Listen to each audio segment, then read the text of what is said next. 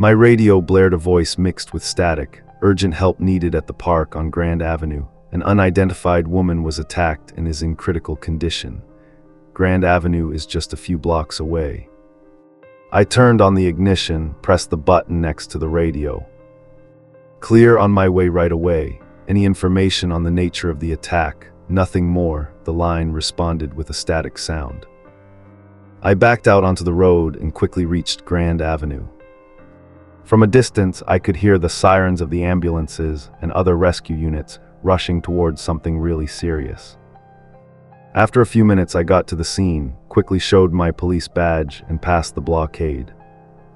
I walked past the ambulances and other rescue vehicles to the area where a group of people in their uniforms were huddled around a spot. A police officer looked back and seemed to recognize me, probably from training, then stepped back so I could get a better look at the point of this commotion. I clicked my tongue. In front of me was a person, a woman, lying on the ground. The only way to know this was a woman was because I was told so. The woman lying in front of me was so disfigured that her original appearance was unrecognizable. Her entire body was pierced with thousands of toothpicks, each one deeply embedded in her flesh. Blood oozed from each wound, covering her body in a red color, staining the ground nearby. And she was still alive. She was clearly and painfully breathing heavily.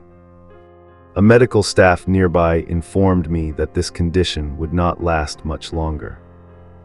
We could not move her. Each movement only drove the toothpicks deeper into her flesh, making the problem worse, and we could not remove them, he said in a low voice. "Why not?" I asked. He looked up at me, and for the first time I saw fear in his eyes. That was the problem, we could not. These toothpicks all had spikes on the end, meaning they could only be pushed down, and we did not want that to happen. We tried to insert a breathing tube but could not insert it.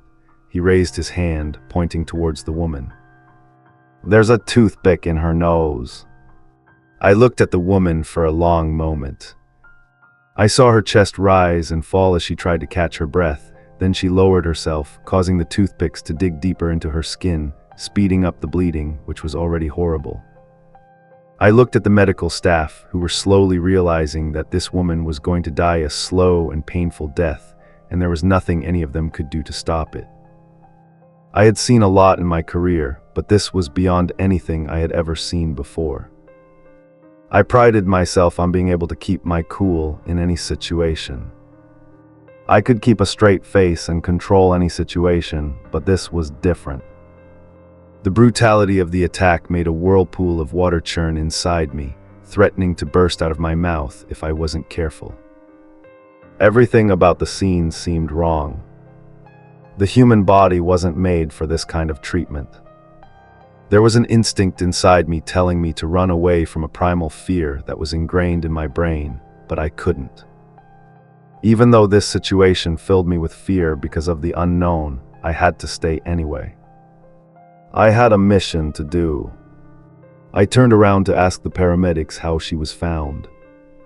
He sighed, exactly like the current situation. A passerby called V emergency. We tried to help her in every way possible, but he stopped. His eyes seemed to drift far away. "Is there anything else I should know?" I asked. He looked at me, but not directly. His eyes seemed to be cloudy and absent-minded at a distant point, but not really aware of where he was looking. "I guess it was due to shock." "Well, there were a few items found next to her," he finally said. He left to get them, then came back with a small folded piece of paper and a small silver wristwatch. He handed me the watch, which caught my attention. It looked quite familiar. Actually, maybe all silver watches with 3 faces chains looked the same, but this one was different. The weight and feel of the metal against my palm hands, like awakening a long-forgotten memory deep in my mind. I can feel myself holding this watch years ago and putting it on someone else's wrist. I turn the watch over. There are 2 simple letters engraved on the back of the watch, 2 letters that make me pale and make the world seem to collapse on me, 2 letters that I engraved on it 6 years ago, AY, Alice Edwards, my sister. She was presumed missing over 3 years ago after leaving home for a night run and never returning, leaving behind a grieving husband and a 4-year-old daughter. The search was abandoned with no leads and no witnesses. How do you start looking for someone who has completely disappeared? Mindful of questions, I turned back to her. I forced myself to look past the blood stains, past the toothpicks and the marred flesh. I look into her eyes, the only part of her body that isn't riddled with toothpicks, and I burst into tears because at that moment, I know those eyes are bloodshot and empty, but I've seen enough. The woman lying on the ground in front of me was my sister. I thought she was dead, and now I'm watching her die again, and I don't even know who she is. I turned away from her and from everyone around. These events were too hard to swallow, and I knew I had to leave the scene. Otherwise, I would collapse in grief too much and the tears too strong. I nodded to the police guarding the lockdown and crossed it again. As I left, I realized I still had in my hand a small piece of paper the paramedics gave me that was also found near my body. I opened it up. What do you think of my little hedgehog? If you like it, don't worry. My zoo is just getting started. When you've been doing this long enough like me, you're sure to see some horrible things. Trust me, I've seen it all. A billionaire grower drove his wife so mad she committed murder and suicide. A young girl was pushed onto the train tracks by an oncoming train stalker. Obsession has also been each of my sisters slowly died in agony from thousands of toothpicks stabbed all over her body, causing the killer to call her the porcupine person. Yes, as you can guess, that was the last case I was working on, trying to figure out how the killer could get away with it. If you think about it, nothing makes sense. First of all, the toothpicks were definitely inserted at some other location before she was taken to the park and left there to die, all without witnesses. And then there's the question of the toothpicks themselves. The paramedics at the scene said they couldn't move her because it would only cause the toothpicks to dig deeper into her skin, increasing the amount of blood. So how did the killer do it? I actually have an answer to that, but I don't want to think about the ones that were probably inserted one by one over the course of months or even years to let the wound heal and then move on to the next toothpick. And this is the final issue that's bugging me. What did the killer gain from spending months just sticking toothpicks into her flesh, my sister? Why my sister? I don't know any reason. Could be an act of revenge, so this was probably a random murder. This just adds to the pain. I'm still in shock that she's alive after all these years, and seeing her treated like that just adds salt to the wound. I'm grieving, yes, but the killer left a note that my sister was just the beginning, so solving this case is my top priority. I can't let this happen again. Only when I catch him can I truly grieve. So I sit in my office wearing my sister's watch on my wrist and mulling over these facts. The day after the murder, I received a birthday card with the address written inside, sent straight to me. Forensic analysis showed that the handwriting on the card matched the handwriting at the scene. Receiving a handwritten birthday card was really interesting, but it also raised a bunch of other questions. How did the killer know I took the case? He was at the scene that night. Maybe he knew it was my sister, and now he's targeting me. Like usual, nothing is clear, but an address is an address, and in my line of work, things like that need to be taken seriously. I picked up the birthday card again, looked at the cartoon giraffe telling me to have a good day. Some funny birthday card jokes were weird. I looked back at the number 12 Baker Street as if it had some hidden meaning that I hadn't realized, but still, nothing seemed to be just an address. So I teamed up with my boss to take the team down to Baker Street that evening to see if anything could be found. I secretly hoped we wouldn't find anything, that this was all a futile hunt. I was afraid of what I would find there if the opposite happened. That evening I went to 12 Baker Street with 3 of the best people I knew.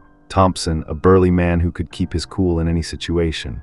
Ramirez, not physically impressive as Thompson, but his intelligence made up for it. His quick wit saved many a policeman. and Edison, an analyst, whether in the field or in the office, he was always on top of things. I picked the best to deal with the worst. Baker Street was a row of warehouses in an industrial area on the outskirts of town. All the warehouses looked identical, large, rectangular, and built of red brick. Almost half of the warehouses were still in operation, producing various materials to be shipped all over the world, while the other half looked abandoned. 12 Baker Street was one of them. It had a rather unassuming appearance here. Typical broken glass, rubbish piled around the outside, the bricks were broken in places, and the door was slightly off the hinges. But this was it. I gritted my teeth and signaled to the others, then slowly walked through the front door, which was open. It took a moment for my eyes to adjust to the darkness inside, as I was against using a flashlight at that point. I could hear a faint sound, unmistakable drops of water from the ceiling fell into a hollow object nearby. The air seemed thick and musty, mostly it smelled of wet cardboard and something a little metallic, blood. The strong fishy smell hit my nose, overpowering all the other smells. I continued to move forward, my team followed closely behind. Edison looked at me with a raised eyebrow, and I nodded in reply. This was the place. I silently told him to be ready for anything. We went through another set of doors and into a room dimly lit by a light bulb on the ceiling, and in the middle of the room under the light, there was a person. And to say a person is a bit too common. A human neck is 10 to 15 cm long, measuring from shoulder to chin. The person in front of me had a neck 10 times that long. He was a demon. Neck grew from his shoulder like a vine, then curled down his neck, continuing to crawl across the floor for another 1.5 meters, then ended with a head. He saw us and began to slowly shuffle towards us, dragging both his head and his neck was long and weird. He groaned in pain as he moved, and I could see the blood dripping from the stitches that were spaced a few centimeters apart along his neck. As he got closer, the blood fell onto the ground, leaving a bright red trail of oozing with each step. He groaned again, looking up at us, obviously in excruciating pain. What the hell was this? Raimi cried out behind me. I kept staring at this person. I didn't know what it was, another animal-themed mutant creature, it seemed. I stood still, watching, not knowing what to do as he dragged his long neck and body towards us. He looked straight into my eyes, his mouth opened as if to speak, but only horrible moans came out. However, I understood what he meant. His mouth opened in a circle as if to emphasize a single syllable, save. I backed away, mostly out of fear. I knew this creature probably wouldn't do anything to hurt me, but deep down in my mind, the warning bells were ringing over and over. This wasn't natural. People weren't supposed to look like this. I needed to go now.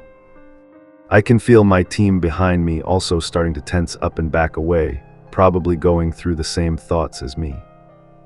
This person continues to crawl forward, lengthening the trail of blood behind him. Each movement becomes slower and weaker. The life seems to be leaving him, and it's clear I'm witnessing the last moments of a person being tortured to the point of death again. A voice rings out, the sound coming from above is broken and distorted, probably from the speaker system.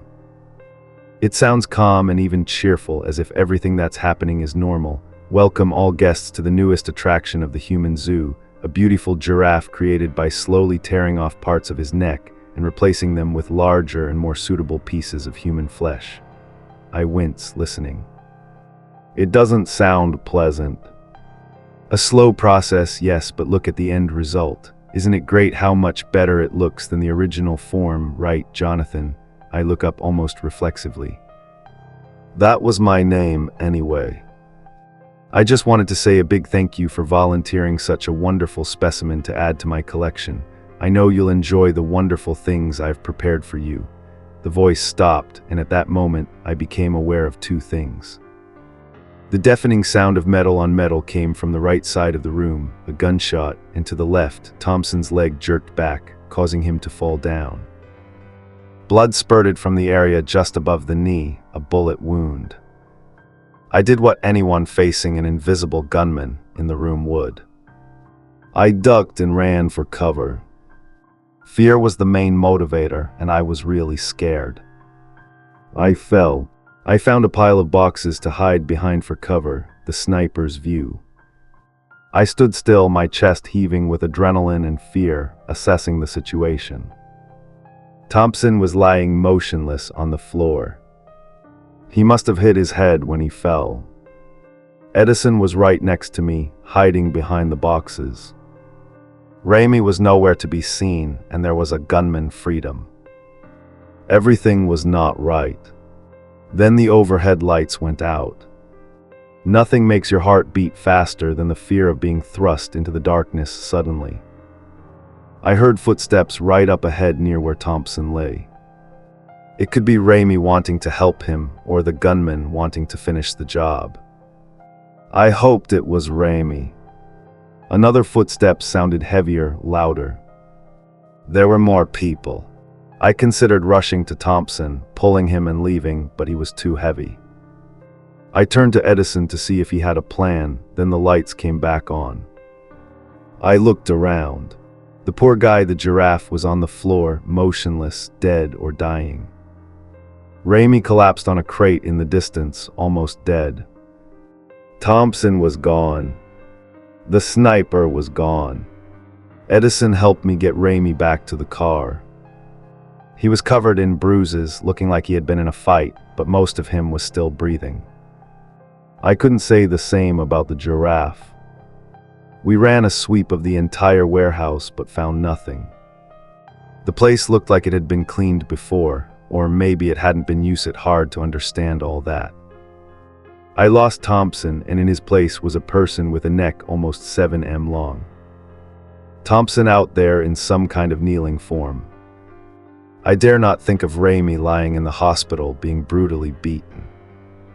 Edison was in shock, completely understandable. I was scared.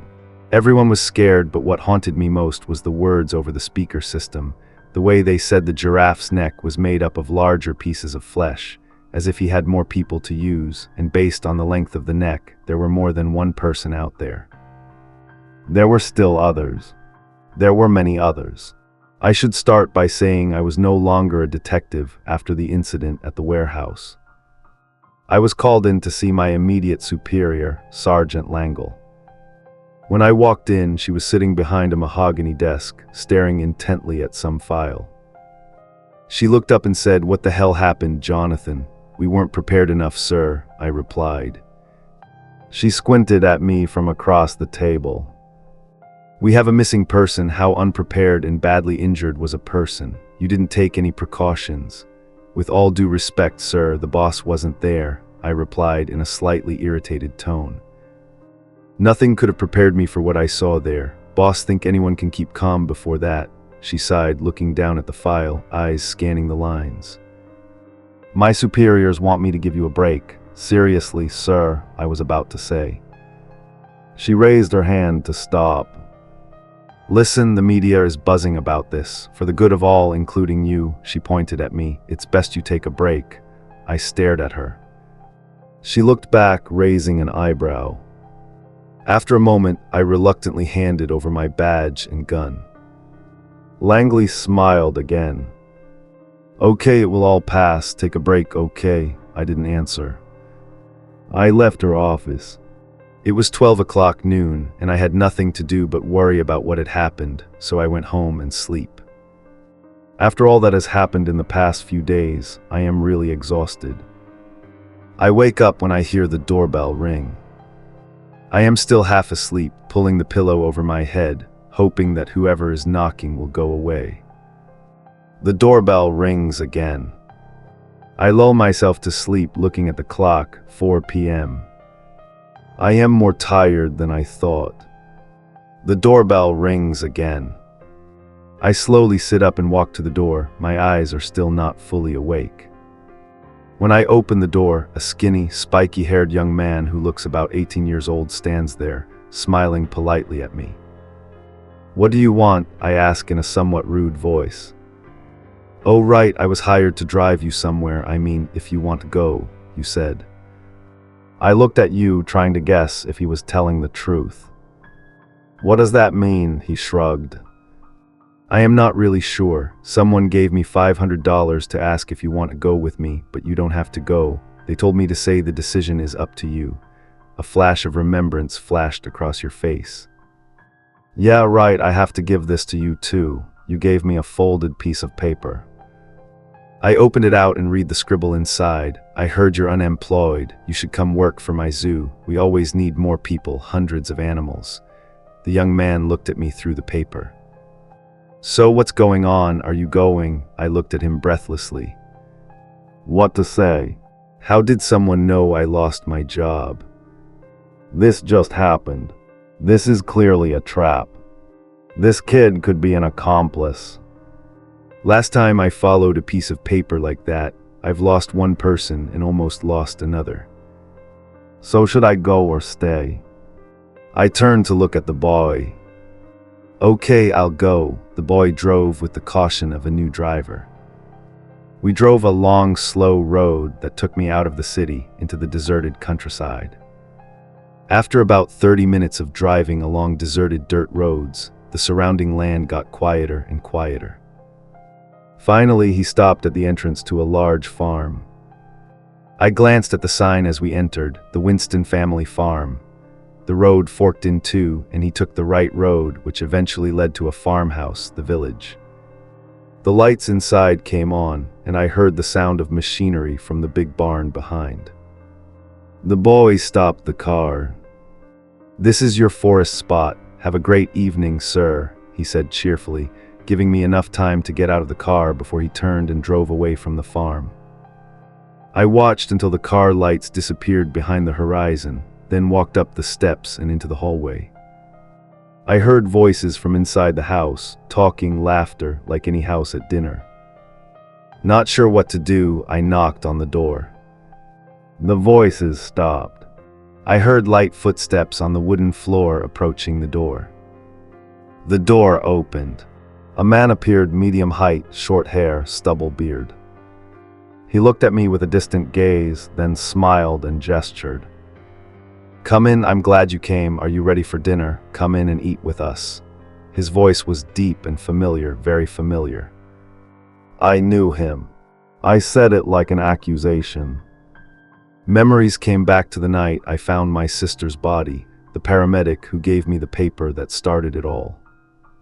This man always seemed to be looking off into the distance. No, not just looking, but searching. He tilted his head slightly. Oh, I'm glad to hear that. That makes making friends easier. Come on, you seem I'm hungry. Let's eat. I didn't move. I would never eat with you, I yelled at him. You killed my sister. He looked at me, wondering. No, I didn't do that. I'm just a mean-looking person. Okay, you got it wrong, girl. I don't care what you said. I brushed it off. Hey, let's calm down and talk about this over dinner. I'm serious, come on in. And he turned and walked into the hallway, turned left into a room I guessed was the dining room. I heard some whispering and the sound of chairs being pulled out. It looked like everyone had left. I had two choices. I could go in and find out what was going on, or I could walk away and forget about it all. There was a problem, however. I would never forget. The pain would never go away. The horrors I saw would never be forgotten. I walked into the room the paramedic had entered earlier. Inside, there was a table set as if for a large family meal. There was a roast lamb in the middle of the table. A few slices of meat had been cut up, surrounded by side dishes and drinks. A man sat at the head of the table, directly across from me. It seemed everyone else had left. The man spoke, his voice was deep and warm. Here power is great, we can finally meet, Jonathan. I have so much to tell you. And who are you? I asked him. He chuckled, and you'll find out. He waved at me. Come, sit down, eat whatever you want. I recommend you try the steamed asparagus Bonnie makes. It's delicious. I stood still. He didn't seem to mind and continued speaking. Now I want to remind you that you came here of your own free will and you can leave whenever you want. We're not forcing you to stay here, but I really want your presence. He leaned back in his chair and folded his arms over his stomach. Now, before I go on any more nonsense, are there any questions you want to ask? Nothing that makes you wonder the most. It didn't take me long to think of a question. Why did you do that? Why did you kill all these people? He paused for a moment, looking disappointed. Went straight to the question, he sighed. Look at the world around you. What do you see? I only see death. You and all people, you must know that people die constantly. Hundreds of people every second, thousands of people every minute. So what does it matter if I take away a few more life forms? That's just a drop in the ocean of death. He stood up. And when people die, everything becomes meaningless. Everything they've ever done is worthless in the infinity of eternity. But not only that, as a species, we are getting closer and closer to death. We can never make the right choices. So on behalf of all, I'm choosing. I'm shaking my head, not believing. What choice? You're just torturing others to death. How can that solve anything? You still don't understand why. His voice rose. I'm saving all of us. I'm lead the evolution of mankind. Soon I will be worshipped all over the world, the only one who sees clearly what is right and has the courage to do it. He turned to face me. The first dead fish were unfortunate, yes, but they have served my cause better than anything you can imagine. I almost created the perfect creature, the savior of mankind. He looked at me, his finger pointed straight at me. And you will join me, become the one who looks fierce and embrace this new world. I was silent for a moment. This man is insane. Join the old man. Who does he think he is?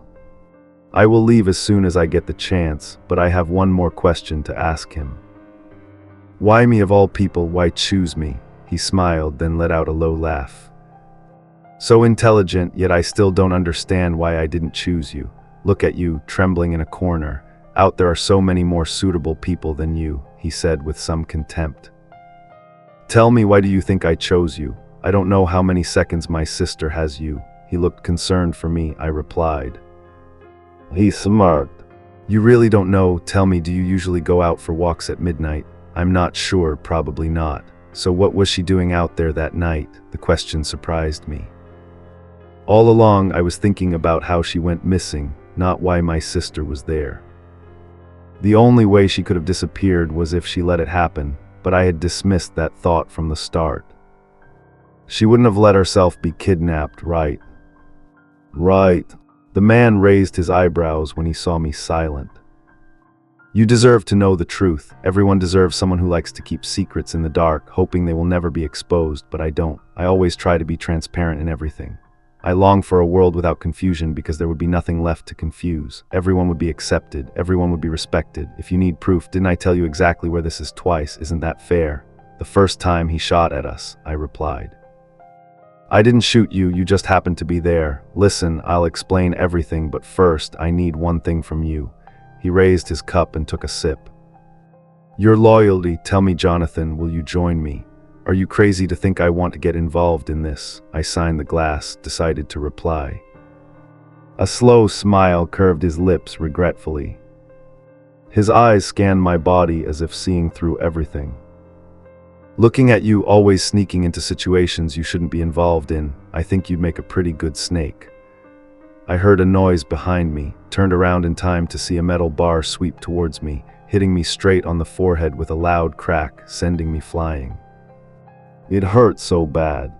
That was the first thing I felt when I woke up, hot burning all over my body, concentrated in my forehead. It really hurt, a sharp pain that pulsed with every beat of my heart, blurring my vision, and my ears hurt so bad. The cold metal floor under my back was sweaty, my hands. I was held back by some kind of shackles, restricting my movements. I was locked up, shackles, a murderer. I panicked. I tried to pull my arm free from the chains in the blind hope that I could escape. The pain in my arm increased. It would probably leave a mark. I screamed in pain but found myself gagged. Struggling only made it worse. You know, a voice rang out behind me. It was the man from dinner. Like I said, you can leave anytime, but if you don't give me your allegiance, I'll have to take other measures. He walked into my line of sight, holding a saw. I'll make it quick, but I have to warn you, I don't like using anesthetics. The body has to feel pain. That's natural. He walked around to the other side of me and turned on the camera on a tripod opposite. The flashing light indicating it was recording. He turned around and placed the saw blade on my left arm, right at the elbow socket.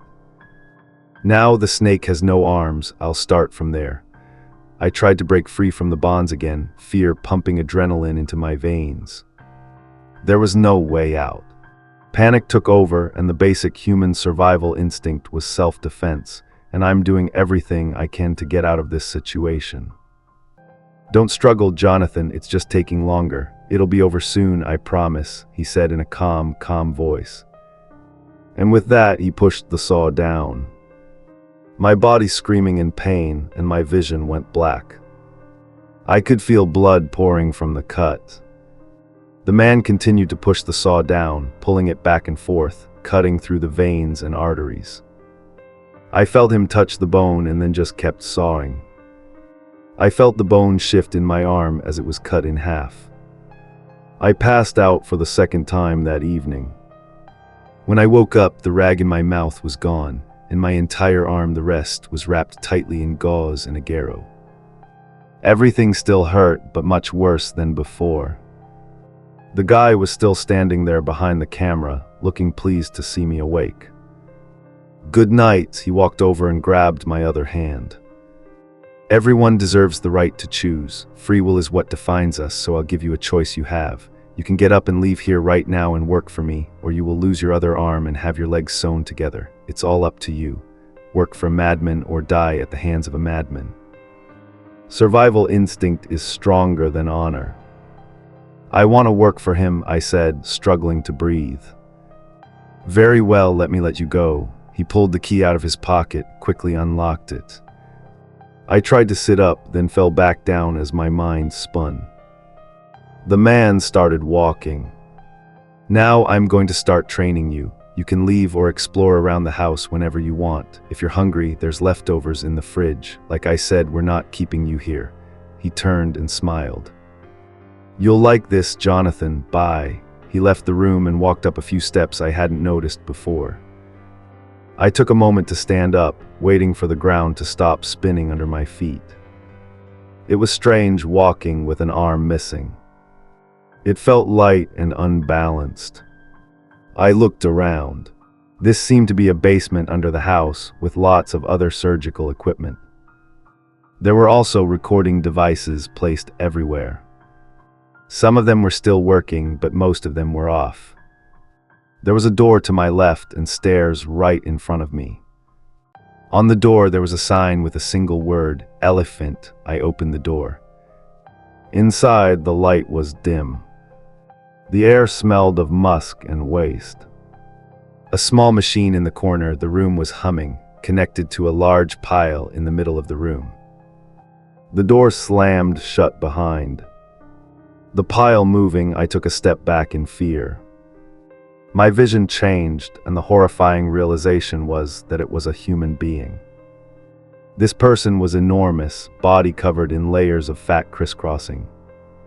This person turned heavily to face me, but tubes from the machine connected to a mask covering his mouth.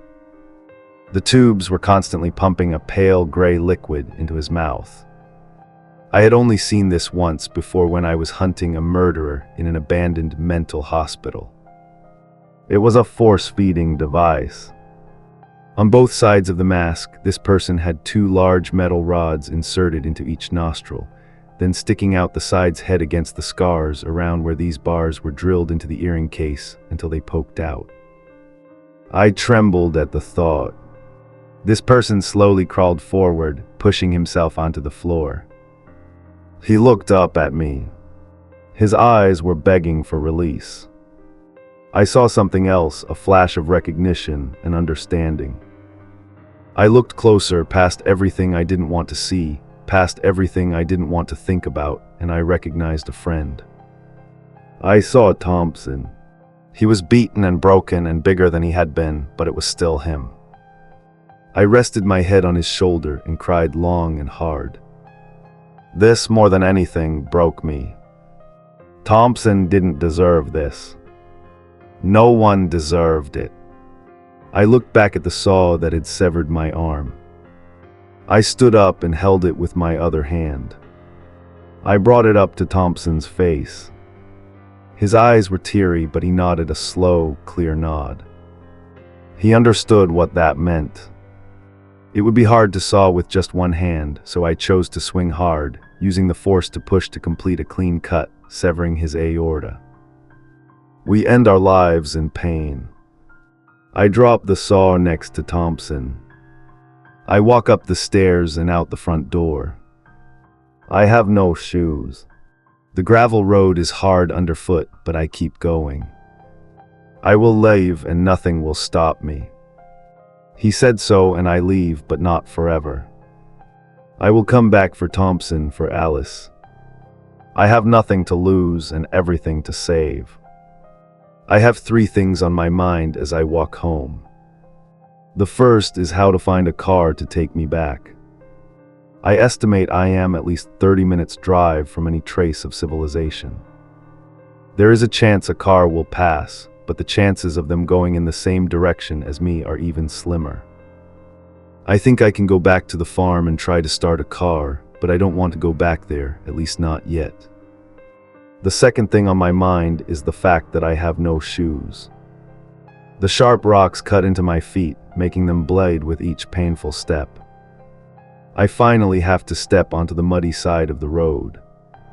It is less painful, but it makes me wonder all the things that man could take from me. Why the shoes? The answer is pretty obvious, the mind game.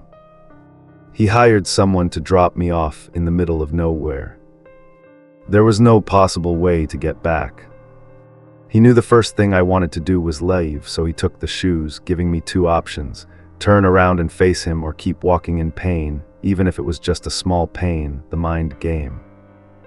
The last thing I did was make a mistake, a huge mistake. I was constantly being controlled by that man. He was always 2 steps ahead of me, and looking back, it was stupid that I confronted this guy. I suppose I had delusions of bravery and revenge, but all I got was an arm and a friend. I can admit I shouldn't have done it, but I can also change. Just one call to the police, I can end this nightmare. I have an address, a confession. There is evidence, and I have decided I will not. I'm dealing with all this again. I pull out my phone and press call 911. No signal, great. I keep going for about 20 minutes until I hear a car engine behind me. I turn around. There's a car coming out on the horizon, going in the direction I'm going, great. It's an old blue Chevy, rumbling over gravel, kicking up a cloud of dust. I give it a thumbs-up wave for a second. I don't look like someone you'd want to pick up on the road with no shoes and only one arm, but it doesn't hurt to try. I hope it's a nice farmer on his way into town to shop. The Chevy pulls up to me. The driver looks me up and down, then pulls over to the side of the road. I open the door and get in the passenger seat. Thank you, the driver. He turns to look at me. No, actually, he looks past me. He has short cropped hair, stubble, and a faraway look in his eyes, like Vito can't stop or is always looking for something out there, is the nurse. I opened the door and walked out before. I won't do this again. I'd rather walk home than the nurse. Tyne Len a few steps stopped me, forcing me to go around his car to continue. I stopped. He got out of this car. Jonathan, that person waved. I didn't respond. He came towards me, broke up. I didn't grab this bracket, kept my hand in the air for a long time. Put your hand down, look, maybe we started off on the wrong foot. I'm Michael, nice to see you again, your pleasure, I said in a contemptuous voice. He looked away. His eyes were dim. So you called 911, I couldn't let you do that. How did you know? I questioned him. He shrugged. The GPS tracker in your arm, it tells us your location and interferes with the phone signal. I attached it when you were unconscious. Turns out it wasn't a signal issue. He changed his position, leaning back against the car. So let's get this straight, come back to us. I'm going to go. You obviously can't be trusted. Don't go back to the police. We'll do this fairly. We're not here to hurt you. You said you would let us go back, Jonathan. And how are you going to stop me? I said, brace myself for a fight. The man shook his head, looking disappointed. He took the key from his pocket, pressed a button on the keychain. I fell down in pain. The strong vibrations spread throughout my body, increasing in intensity little by little. Michael let go of the button. I forgot to mention the tracker also has an extra protection feature. You just experienced level 3. Trust me, you don't want to try level 8. He touched my eyes. It messed up everything inside your body, and level M kills you instantly. I reflexively looked at my right arm. Inside there, somewhere, there was a little killing machine. Jonathan, do you want to go back? I didn't have a choice. The drive back was silent. Every time Michael tried to talk, I just gave curt answers. I wanted to make it clear I didn't want to be here. The man drove down the small road, and Trang paid the old coward sitting on the porch, waiting for me. He knew I would come back. He said I had a choice, but in fact there was never a sense of choice, the psychological game. The old man stood up and greeted me as I got out of the car. Jonathan, you're back. I'm glad to see you. He waved me in the house. Come in, I have a lot to tell you. The others were having breakfast. I went with him into the dining room where I first met him. Around the table there were about 19 people having breakfast of bacon, eggs, and other breakfast foods. I knew most of them. Sergeant Langley was buttering bread. She smiled and waved at me. Edison sat next to her, pouring milk into a glass. He turned away, not wanting to look me in the eye, maybe embarrassed that there were other people here I'd seen in the industry. Nurses, police, politicians, journalists, doctors, and surgeons, all eating together in the house of a murderer. The man clapped his hands from behind me. Okay, everyone, please welcome Jonathan. He's our newest beast, but we're still waiting for more people to welcome Jonathan. A chorus of voices. I looked around the room. My throat was dry and choked up so much. He turned away and motioned for me to follow him.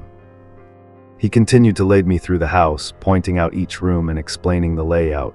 A kitchen, 2 living rooms, 3 bathrooms spread over 2 floors. There were a few bedrooms, but it seemed everyone slept in tents outside. Then he led me down to the basement. This is where the magic happened, he said, wink. Everything was just as I left, a large operating table covered in dried blood in the middle of the room. It was surrounded by all sorts of machines and instruments. There was a stark contrast between the sterile machine on one side and some kind of saw hanging from a nail on the other, and in the middle were cameras on tripods around the room. I took a closer look. What were these cameras for? I asked. The old man chuckled, laughing. What do you think I make money to pay for all this? How I go back and talk to him? The pieces slowly came together in his head. He was selling videos of torture. He laughed. You got it. Torture movies are extremely popular in some places on the internet, of course. That's not the main reason I do this, but it supports my goal. Handsaw Video U, for example, sold almost 5,000. I got paid to saw off a few legs, then got paid to saw off more parts, an endless cycle. Perfect. You've seen the results of this system with your own eyes. The old man nodded towards the door, which still said elephant. He continued. It made me sick. There's no way someone who does these things every day thinks he's a good person. There's something else that's stuck in my mind. He said the night my brother was arrested, he did something. I don't know what. He was quiet for a moment. How close are you to my brother? I shrugged. Pretty close. We talked every day once a month and go to each other's house every Christmas. You know what she does? No, she studied something, some kind of advanced anesthetic, but she failed. She did it, the man said simply. Wait for me to realize before continuing. I met Alice on an online forum from the beginning. She had me hooked. She talked about the corruption of the world and her plan to revive humanity. She had many plans, Jonathan. Everything you see here is the result of her research. We met, and immediately she was perfect. She was smart, and she belonged to me. So why did you kill her? I asked. I saw his eyes getting smaller, like he was about to cry. The anesthetic didn't work as intended. Instead of relieving the pain, it increased the pain. The mechanism of action was beyond my ability, but even a small dose caused terrible pain, as if every atom of my body was burning. To death was more bearable, but there was a side effect. Death was impossible when the drug started to take effect. She had to endure it all the people I've seen. I left the question. Lurking is easy to manipulate someone's body when they have no more strength to resist and no chance of dying. Alice wanted to be the first. I begged her not to do it, that there were better people, but she insisted. We staged the kidnapping. There was no evidence because there was no struggle. There was nothing. She came to this farm to be the first one on that operating table. I lost years of sticking toothpicks into her skin. When she was anesthetized, she endured and continued. Her body shook with each heavy breath. She told me to find the people in power. If they don't join willingly, force them. They will soon realize we are working for the good of humanity. And the last thing she said before I laid her down in the park was, find you, hire you, change your vision, and now you're here. I stood frozen in silence, not knowing what to say. Everything I ever knew about my sister just disappeared, broken. Maybe the old man was lying. My brother couldn't possibly be the type of fanatic, crazy, yearning to torture others. That person wasn't my brother, but it all seemed plausible. I didn't want to believe it, but I couldn't see any way to disprove it. The old man was right, and I knew it. The man looked back at me. Come on, Jonathan, there's one more thing you need to see. He led me out of the basement through the back door. He walked past a large vegetable garden and a row of tents close together. Most of them were empty. It looked like they were waiting for more people. I followed him past the fireplace area, upside-down logs placed in a circle around them, to a large barn behind the shallow shed. The barn was painted red in a classic style with a sloping roof and a large white door. From inside there were all sorts of loud noises, groans, and even scraping sounds, as if there was a giant machine or a large number of people inside. Here, the old man pointed to the barn. This is my masterpiece. This is my life's work. This is the beginning of Alice's vision for the world. Here is where your initiation ceremony will take place, and you will become a real zookeeper. You will learn how to bring justice and lead the way into the new world. The old man went ahead and opened the large door so I could get a glimpse inside. It was dark and stuffy. Welcome, Jonathan, he said loudly, to the zoo. I stepped inside. The smell was sharp and nose like a tsunami, a stench of blood and rotten flesh pervading the space. It made me feel nauseous. My head was spinning, trying to breathe the air in vain. I felt my stomach churning up my throat. I turned to the side and threw up on the floor and looked at the mess below me. I wasn't the first. The cages were lined up in rows from wall to wall. In each cage there seemed to be a person, and most of them appeared to be dead. Each cage had a label of a different species. There was a worm, all its limbs had been cut off. Its body was divided into segments a few inches apart, forced to use its head to move. There were dogs and cats instead of strawberries, with their arms cut off below the elbows and knees, forced to crawl on all fours. Other animals, humans with body parts elongated or transformed into all sorts of different creatures that looked like they could not survive. All the inhabitants of the zoo, humans, were all ragged and filthy, squeezed into the suddenly small space and forced to eat what appeared to be rotten flesh in between, just enough to hold on. As I passed, they looked up at me with sad eyes, Bob begged. They wanted freedom like Thompson. They were broken and hurt, but they seemed to accept the fact that they would spend the rest of their lives here. No resistance, no fight. They had given up on everything. This place was hell. It was hard to think straight as the stench continued to invade my mind, blurring my vision with dark patches. My heart was pounding in my chest, the result of the horrific sights before me. I couldn't breathe. I couldn't move. All of this was too much to bear. The man continued walking forward. This is where I kept the current specimens before decided to release them into captivity, and this is where you and all the keepers will work, feeding, continuing to evolve them, and cleaning the cells. My blood boiled. The old man didn't care about the pain he caused. Nothing could move him. He was treating humans like animals. This was Inhuman Island, I screamed. The old man looked at me with disappointment. Look at them go, they were animals, all for the sake of an ideal.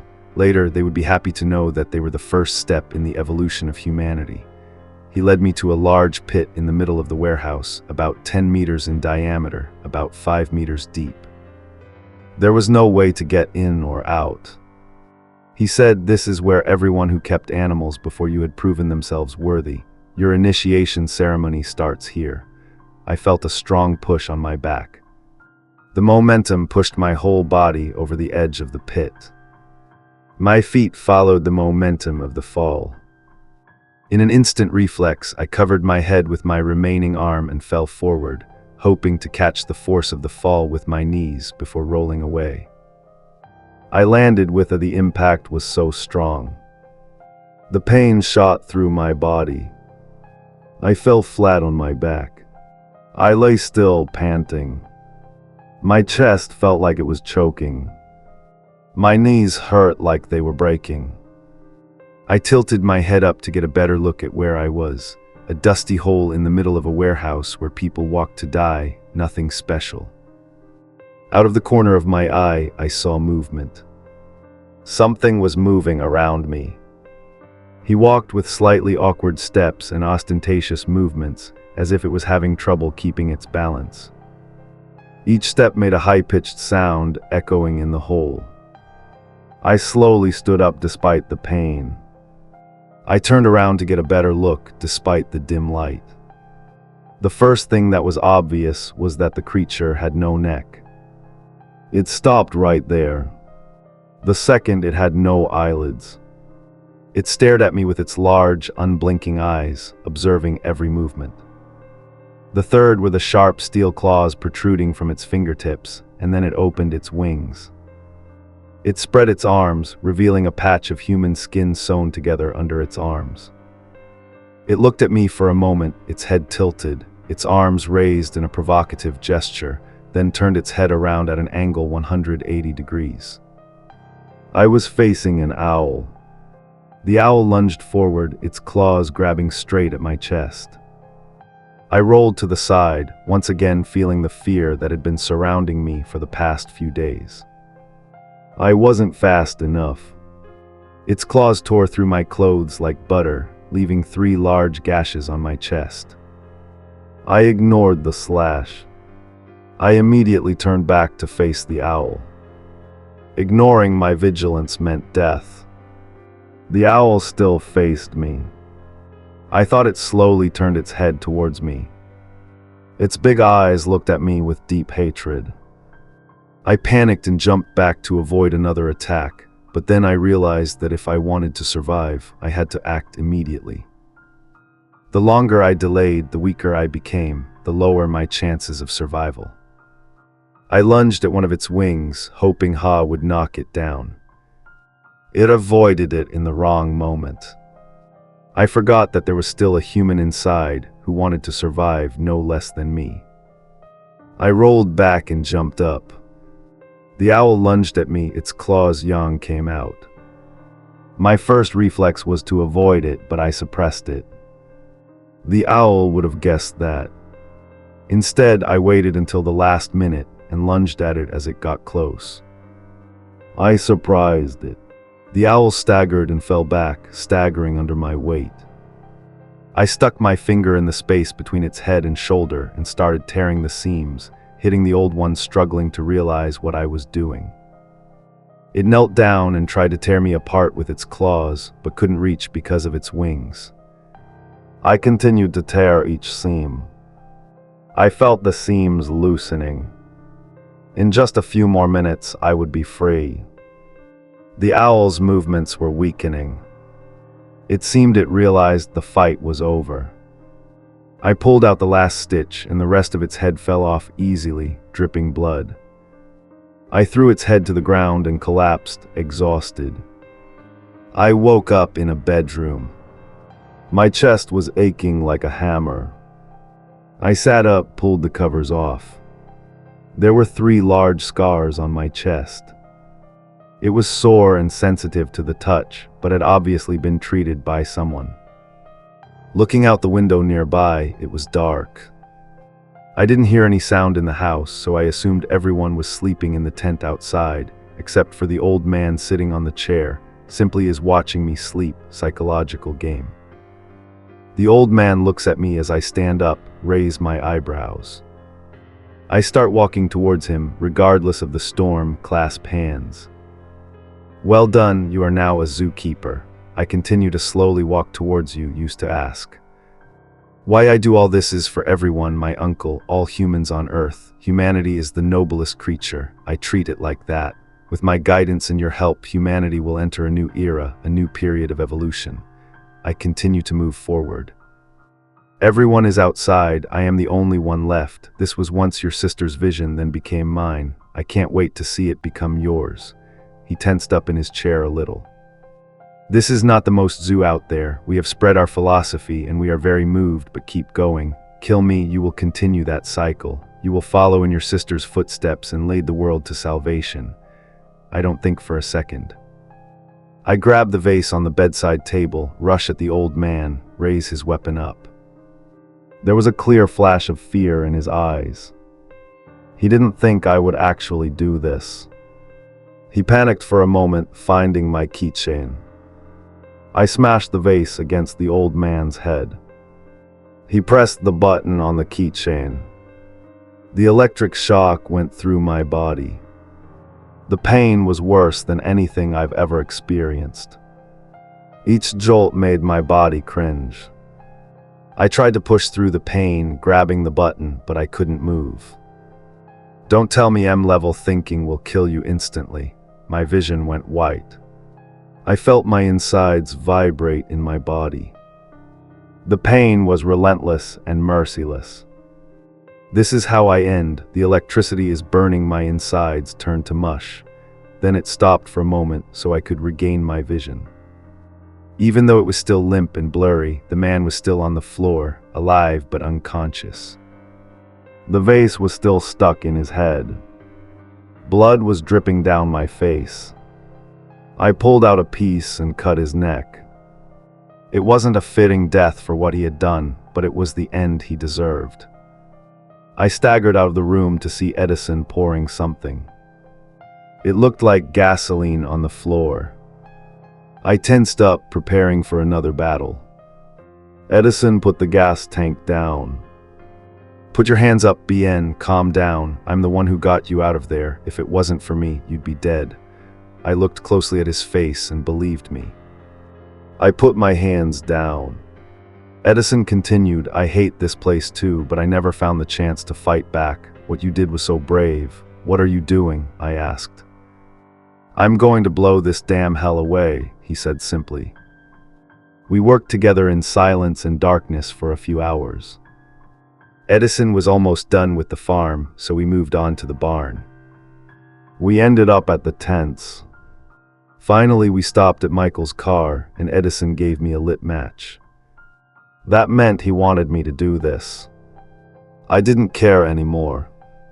All I could do was burn to a pulp. I threw the match into the puddle of gasoline and quickly drove off with Edison before the small fire turned into a raging firestorm. We were about 2 miles away when the night sky lit up in a white flash. Everything was over. Edison turned to me. "Where are we going now?" I looked in the rearview mirror, saw the horizon engulfed in flames. The sound of car horns kept echoing in the distance. Maybe someone had told them.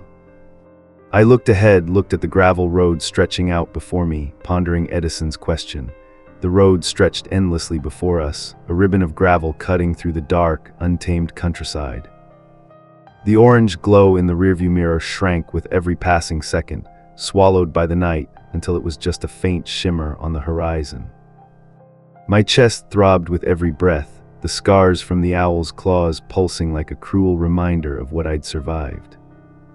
Edison sat beside me, his hands gripping the steering wheel of Michael's Chevy, his knuckles white against the cracked leather.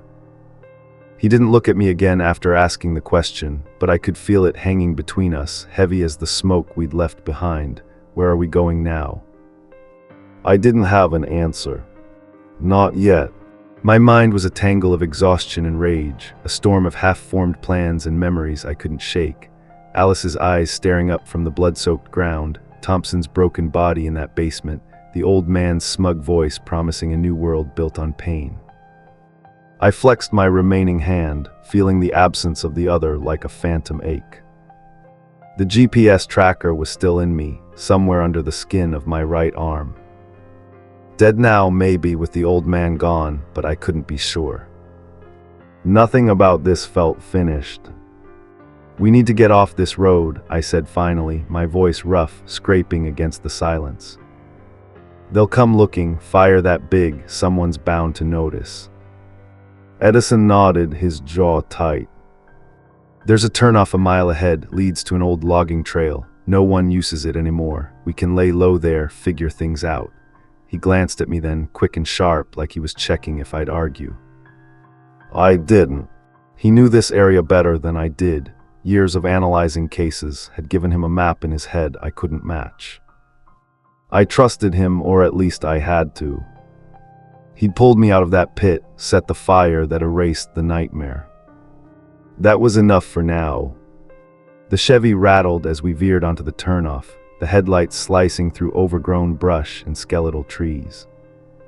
The trail was barely a path, more dirt than gravel, and the car jolted over roots and ruts. My head knocked against the window, sending a fresh spike of pain through my skull.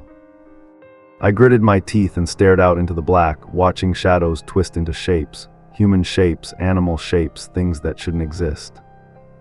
My imagination, or maybe my memory, playing tricks. I couldn't tell anymore. Edison killed the engine when we reached a small clearing, the trees pressing in close like silent witnesses. The sudden quiet was deafening, broken only by the ticking of the cooling engine and the distant hoot of an owl, real this time, I hoped. He leaned back in the seat, rubbing his face with both hands. We can't stay here long. Morning comes, they'll start searching. Cops, fire crews, maybe worse. Worse, I turned to him, my stomach twisting. You think there's more of them? He dropped his hands, stared straight ahead. You saw the dining room, Jonathan. Langley, the doctors, the reporters, all those people eating breakfast like it was nothing. You think they were all just visiting? That farm wasn't the end of it. It was a hub, sure, but the old man wasn't working alone. He couldn't have been. Too many moving parts, too much money. I swallowed hard, the taste of bile still sharp in my throat. He was right. The cameras, the videos, the cash flow, it wasn't a one-man operation. And Alice, her vision, her research. The old man said she'd planned it, wanted it. If that was true, how far had it spread before she ended up in that park? How many others were out there building their own zoos, stitching pain into progress? We need a phone, I said. One that works. I tried 911 back there, but the tracker blocked it. If it's dead now, we can call for help, get the real police, someone we can trust.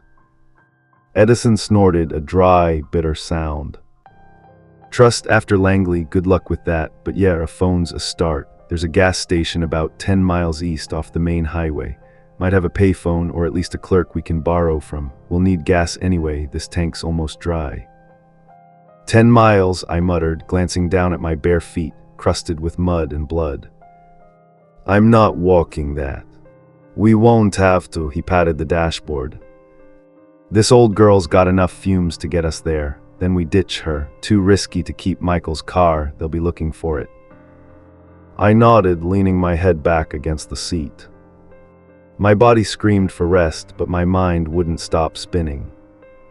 The gas station was a plan, a small one, but it was something.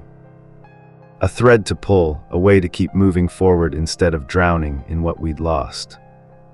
Thompson's face flashed behind my eyes, his slow nod as I raised the saw.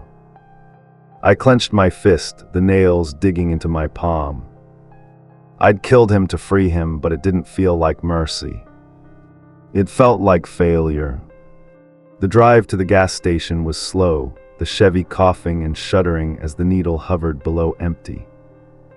The sky was lightening in the east, a thin gray line promising dawn. My stomach growled, a hollow ache I hadn't noticed until now.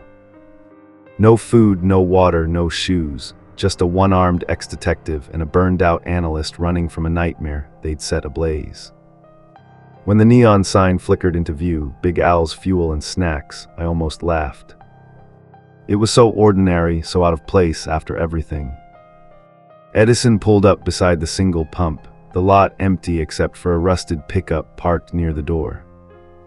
The station was a squat, faded building, its windows plastered with cigarette ads and lottery posters. A light glowed inside, faint but steady. "Stay here," he said, opening his door. "I'll check it out. You look like hell. Anyone sees you, they'll call the cops before we can." I didn't argue.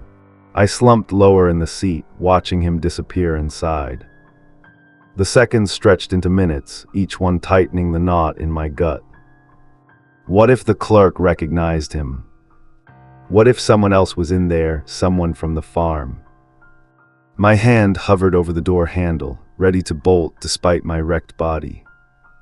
Then Edison emerged, holding a plastic bag and a styrofoam cup, his face unreadable.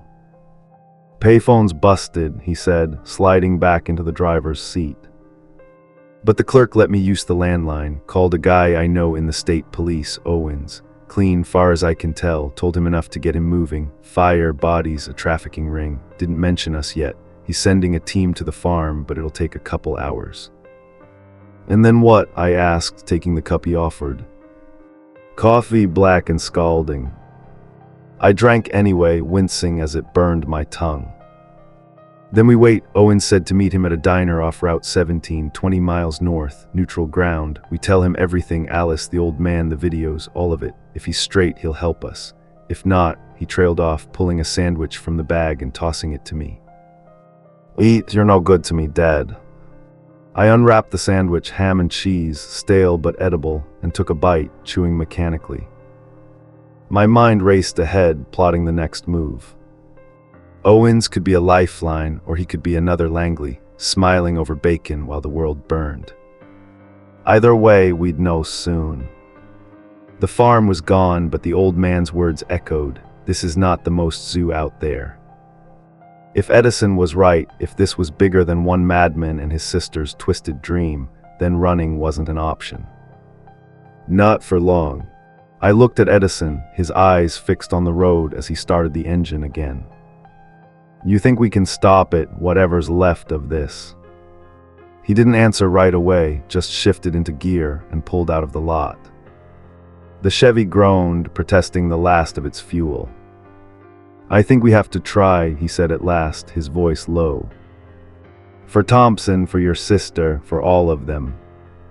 The highway swallowed us up, the gray dawn bleeding into the sky. I didn't know if we could stop it, didn't know if we'd survive the day. But I held onto that, trying. It was all I had left. The Chevy sputtered as we rolled north on Route 17, its engine coughing like a dying animal. Every jolt sent a fresh stab of pain through my chest, the scars from the owl's claws screaming under the strain. My bare feet pressed against the gritty floorboard, cold and numb, a dull reminder of how little I had left. Edison kept his eyes on the road, his face a mask of focus, but I could see the exhaustion carving lines into his skin. The sandwich sat heavy in my stomach, a lump I barely tasted, and the coffee had gone cold in my hand. Neither of us spoke. The silence wasn't comfortable, it was a coiled thing waiting to snap. The diner came into view just as the first rays of sunlight broke over the horizon, painting the sky a sickly yellow. It was a squat, chrome-trimmed relic called Marge's Place, its neon sign flickering with a half-dead M. The parking lot held a scattering of cars, a pickup with a dented fender, a sedan with fogged windows, and a black SUV that looked too clean for a backroad joint like this. Edison pulled in beside the pickup, cutting the engine with a final wheeze. The Chevy was done, empty tank, empty luck. "That's got to be Owen's," Edison said, nodding toward the SUV. "State guys love those things, too shiny for locals." He didn't sound convinced, though, and his hand lingered near his pocket, where I knew he kept a switchblade from his analyst days. I didn't have anything, no gun, no badge, just a missing arm and a head full of ghosts. "Let's hope you're right," I muttered, shoving the door open. The gravel bit into my feet as I stepped out, sharp and cold, but I ignored it. Pain was an old friend now. Edison followed, the plastic bag from the gas station dangling in his hand, our only supplies, pathetic as they were. We crossed the lot, the diner's windows glowing with a warm light that felt like a lie. I caught my reflection in the glass, wild hair, bloodshot eyes, a one-armed shadow of the man I used to be. I looked away. Inside, the air smelled of grease and burnt coffee, the kind of place where truckers and drifters nursed hangovers over greasy plates. A waitress with tired eyes glanced up from behind the counter, her pencil hovering over a notepad. "Seat yourselves," she drawled, barely looking at us. The booths were mostly empty, save for an old man hunched over a mug in the corner and a guy in a flannel shirt picking at a plate of eggs. At the far end near the jukebox sat a man in a dark jacket, his back to the wall. He was broad-shouldered, late 40s, with a buzz cut and a face that looked like it had seen too many fights.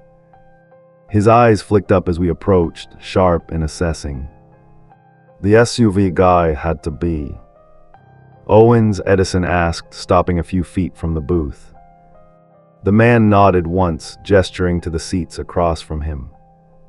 "Sit, you're Edison, I take it, and you," his gaze shifted to me, "must be Jonathan, you look like hell." "Feel like it too," I said, sliding into the booth. The vinyl creaked under me, sticky with years of spills. Edison sat beside me, tense, his hands resting on the table like he was ready to bolt. Owens leaned forward, elbows on the edge, studying us like we were evidence in a case file. "Got your call," he said to Edison.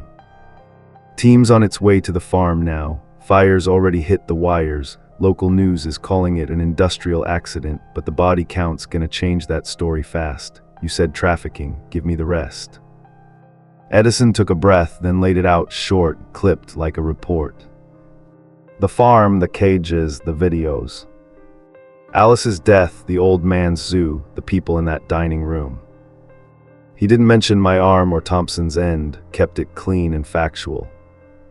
I watched Owen's face, searching for a crack, a twitch, a smirk, anything to tell me he was one of them.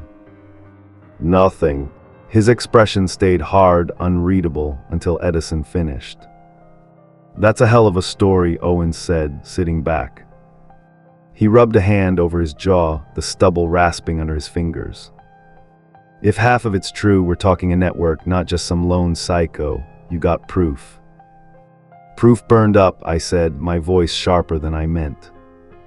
"But I saw it," Edison saw it. "The videos, they're out there somewhere. People paid for them. Find the buyers, you'll find the rest." Owen's eyes narrowed. "You're assuming I can trust you too.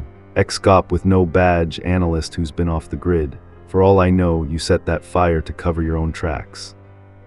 I clenched my fist under the table, the stump of my left arm throbbing. "You think I'd cut my own arm off for a cover story? I stopped, the words catching in my throat.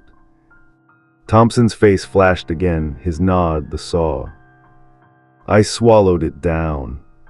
"We're not the ones you need to chase. Check the farm, you'll see." He held my stare for a long moment, then pulled a radio from his jacket. "Unit 12, this is Owens. Status on the Winston site." Static crackled, then a voice came through, clipped and tense.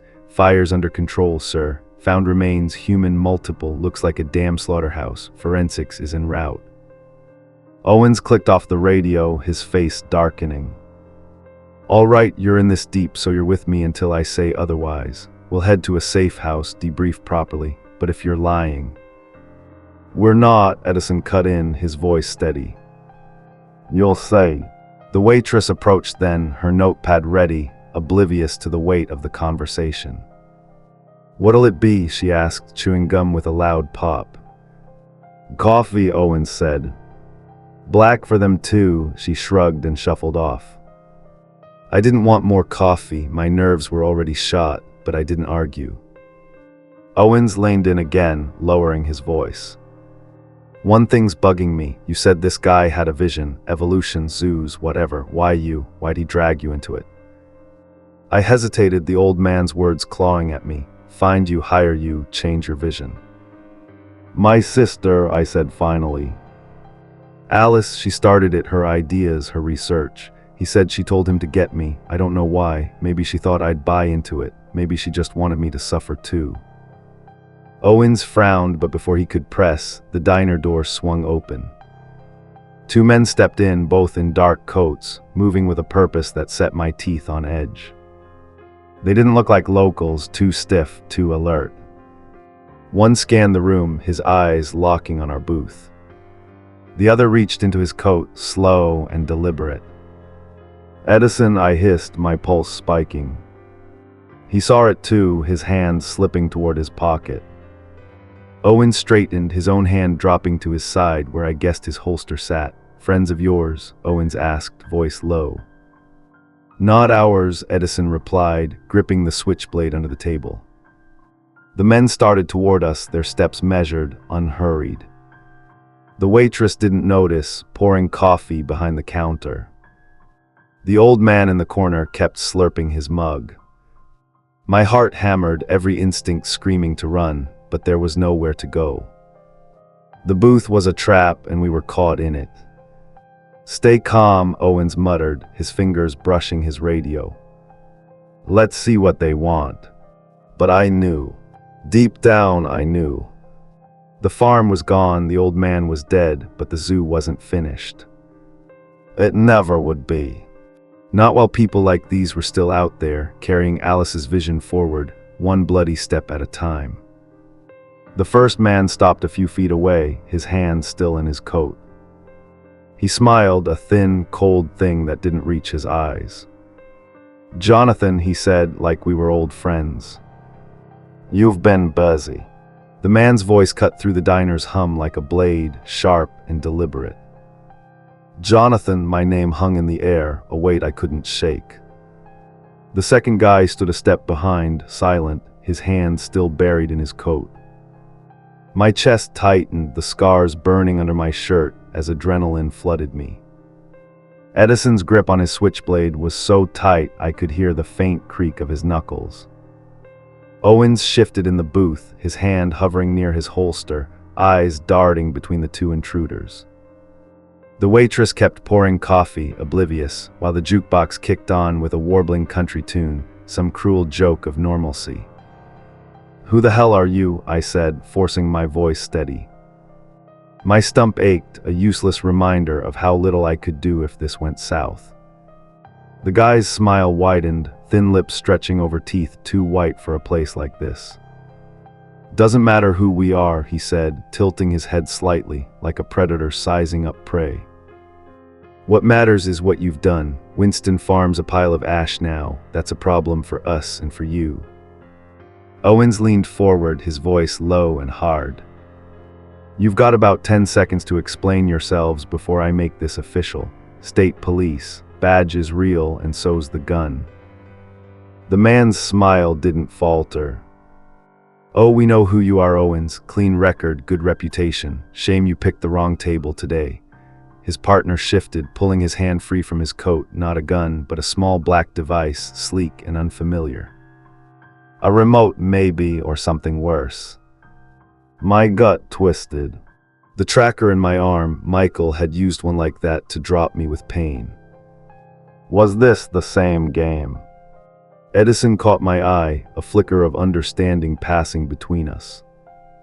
He slid the switchblade out, keeping it low, hidden by the table's edge. "They're not here to talk," he muttered, barely audible over the jukebox. "Last chance," Owen said, his hand now fully on his holster, thumb flicking the snap open. "Walk away or you don't walk at all." The smiling man chuckled, a dry, hollow sound. "You think this ends with threats? You burned one cage, Jonathan, but the zoo's bigger than you know. We're just the cleanup crew." He raised his free hand, casual, like he was signaling for the check. The guy with the device pressed a button. Pain exploded in my arm, sharp, electric, 1,000 needles tearing through muscle and bone. I gasped, doubling over, my coffee cup tipping and spilling across the table. It wasn't as bad as the old man's level 8, but it was enough to lock my jaw, blur my vision. Edison lunged across the booth, grabbing my shoulder to steady me, his blade flashing as he turned toward the men. Owens was faster, his gun cleared the holster in a smooth arc, aimed square at the smiling man's chest. "Drop it," Owens barked, but the second guy was already moving, ducking low and tossing the device onto the table. It skidded toward us, blinking red. Not a remote, a detonator. My mind screamed bomb, even as the pain in my arm pulsed harder. Edison reacted first, shoving me out of the booth. I hit the floor hard, my knees cracking against the tiles, the jolt snapping me out of the haze. The diner erupted. Owens fired, the shot deafening, punching a hole through the smiling man's shoulder. Blood sprayed, but he didn't flinch, just stumbled back with that same damn grin. The second guy bolted for the door, shoving the old man out of his chair as he went. The waitress screamed, dropping her pot, coffee splashing everywhere. "Get down," Edison yelled, diving after me. The detonator beeped once, twice, then a muffled whump shook the air. Not an explosion, not like I'd feared, but a burst of smoke, thick and acrid, pouring from the device. It swallowed the booth, the table, everything in a gray haze. My lungs burned as I coughed, scrambling to my feet. Edison grabbed my arm, pulling me toward the counter, away from the chaos. Owens shouted something, orders maybe, but the smoke choked his words. I caught a glimpse of him through the haze, gun still raised, firing again. Glass shattered somewhere, a window or the door. The smiling man was gone, the second guy too. They'd slipped out, leaving us blind and choking. "Back exit," Edison rasped, dragging me past the counter. The waitress was on the floor, sobbing, hands over her head. I stumbled over a tray, my bare feet slipping in spilled coffee, but Edison kept me moving. We hit a swinging door, burst into a cramped kitchen, grease-stained walls, a cook frozen with a spatula in hand. "Out," Edison snapped, and the cook pointed to a rusted door in the back. We spilled into the alley, the cold air hitting me like a slap. The smoke clung to my clothes, my throat raw, but the pain in my arm was fading, the tracker's signal cut off. Edison leaned against the wall, panting, his switchblade still in hand. "You okay?" "Alive," I croaked, rubbing my stump. "Owens." Don't know he was still in there. Edison peered around the corner, back toward the diner's front. Sirens wailed in the distance, someone had called it in. The black SUV was peeling out of the lot, tires squealing, the smiling man's bloody arm hanging out the window. They weren't done with us. "We can't wait for him," I said, my voice hoarse. They knew my name, Edison, they knew me. This isn't cleanup, it's personal. He nodded, grim. "They've got your tracker tagged, probably been following us since the farm. We need to get it out of you now." "With what?" I snapped, holding up my one hand. "Your knife. We're in an alley, not a damn operating room." "Doesn't matter, they'll find us again if we don't." He flipped the switchblade open, the blade glinting in the dawn light. "I've done worse in the field, trust me." I didn't have a choice. The sirens were closer, and with them came cops, maybe clean, maybe not. Owens might be dead, might be compromised. I couldn't risk it. I nodded, bracing myself against the wall. Do it fast. Edison didn't hesitate. He pressed the blade against my right forearm, just below the elbow where the pain had spiked hardest. The first cut was shallow, a sting I could handle, but then he dug deeper. I bit down on my lip, tasting blood as he worked the tip around, probing for the tracker. My vision swam, the alley tilting, but I held still. A grunt from Edison, a sharp tug, then he pulled it free, a tiny metal chip, no bigger than a dime, slick with my blood. Got it, he said, dropping it to the ground and stomping it under his boot. The crunch was satisfying, final. He tore a strip from his shirt, wrapping my arm tight to stop the bleeding. Good enough for now. I sagged against the wall, dizzy, the pain a dull roar. They'll still come, tracker or not, they know my face. Then we don't give them time to catch up. Edison wiped the blade on his pants, folding it shut. Owen's safe house, he mentioned it before those bastards walked in. Old mill, 10 miles west. If he's alive, he'll head there. If not, we've got a place to hole up, figure out who's behind this. I nodded, pushing off the wall. My legs wobbled, but I forced them steady. The sirens were blocks away now, red and blue lights flashing through the trees. We couldn't go back for the Chevy, too hot, too traceable. On foot, then, I said. Light the way. Edison took point, cutting through the alley toward a line of woods beyond the diner. I followed, barefoot and bleeding, the gravel tearing at my soles. The smoke lingered in my lungs, the smiling man's words echoing in my head. The zoo's bigger than you know. Alice's vision, her legacy, it wasn't dead. It was hunting me, and I was running out of places to hide. But I wasn't alone. Edison glanced back, his face set with the same grim resolve I felt hardening inside me. We'd burned one cage. We'd burn the rest, no matter how many there were.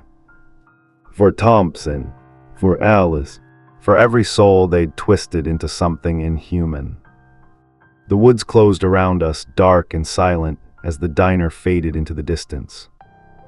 The woods swallowed us whole, branches clawing at my face as we pushed deeper into the tangle of trees. My bare feet sank into the damp earth, every step a fresh cut from roots or rocks, but I didn't stop. Couldn't stop. The sirens faded behind us, swallowed by the rustle of leaves and the thud of our ragged breathing. Edison moved ahead, a shadow cutting through the undergrowth, his switchblade still in hand like it could fend off the nightmare chasing us. My right arm throbbed where he'd carved out the tracker, the makeshift bandage soaked red, but the pain kept me sharp. Kept me alive. How far, I rasped, my throat dry as sandpaper. The coffee from the diner was a distant memory, sour in my gut. 7 miles, maybe 8, Edison said without turning. Old mill's off the grid, abandoned years ago. Owen said it's got a basement, supplies. If he makes it, that's where he'll be. If he makes it.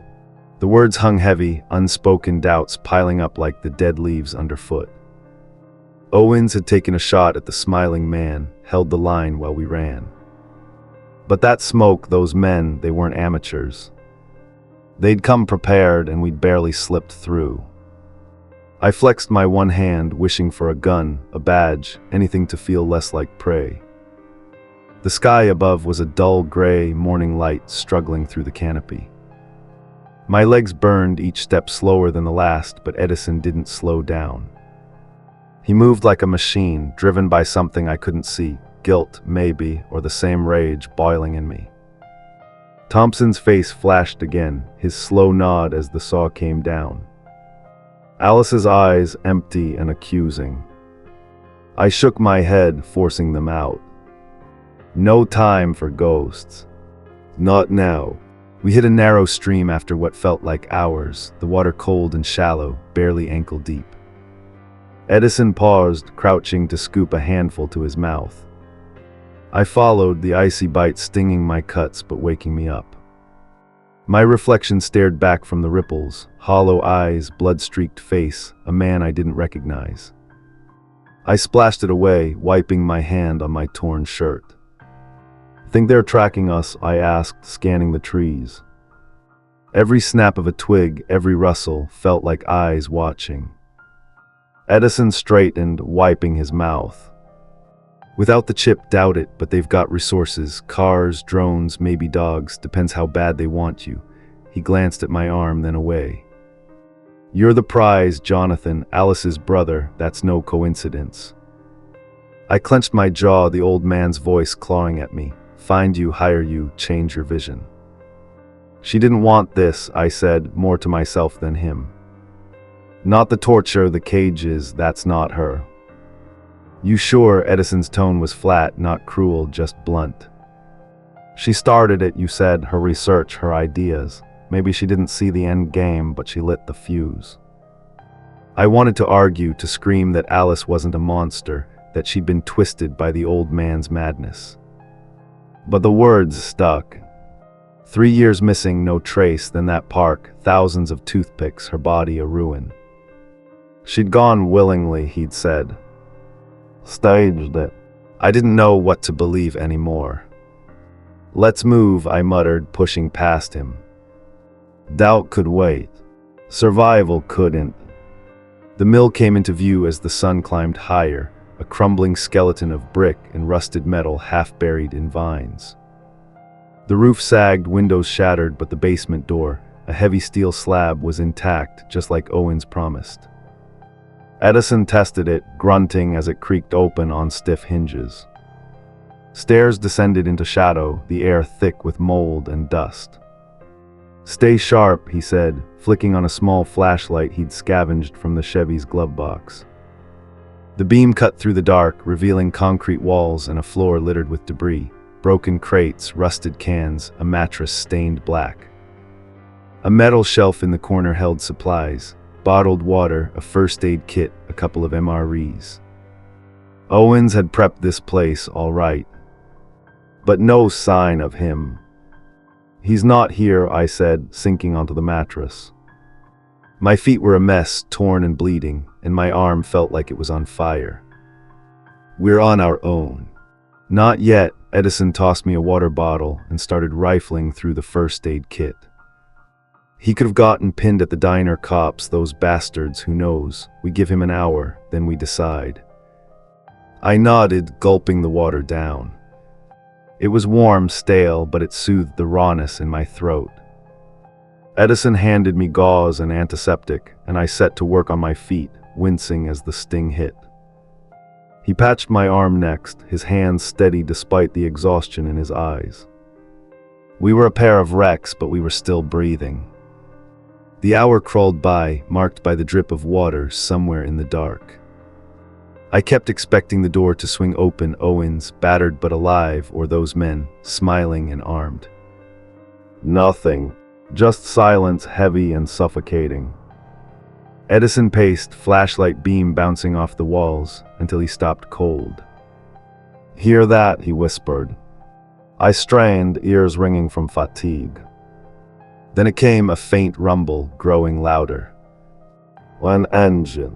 Tires on gravel. My heart kicked up, adrenaline shoving the pain aside.